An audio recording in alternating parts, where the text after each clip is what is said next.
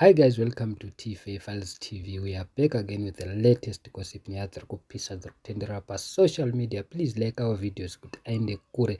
Businessman seweekend Chivayo has gifted Bulawayo Best Prophet Ian Love a brand new 2025 Toyota Land Crusader 300 Series VXR and 100,000 in cash, while also presenting Glove's wife with a 2025 Toyota Fortuner and 50,000 US dollars in cash. Zvinhu zvashamisa vazukuru vambuya neanda vachiti chii chakadaro chinenge ngozi.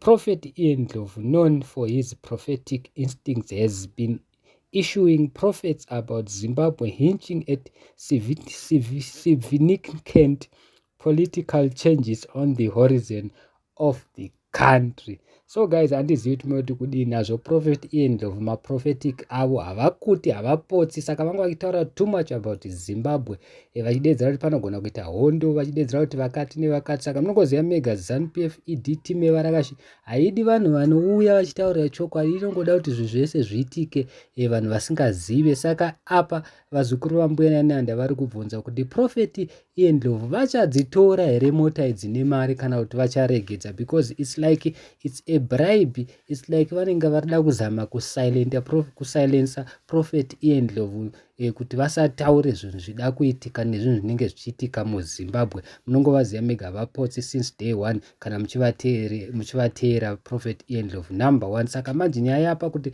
is he going to take the cars and money here? Vazukuru vambuya neanda vari kudedza kuti kana akangotora mutengesi ngasiye mari. Saka handizivi guys munoti kudii nazvo, but almost munhu wese ari kupiwa mari neZANU-PF EDT mevarakashi vari kudzitora panze paThomas Mapfumo chete.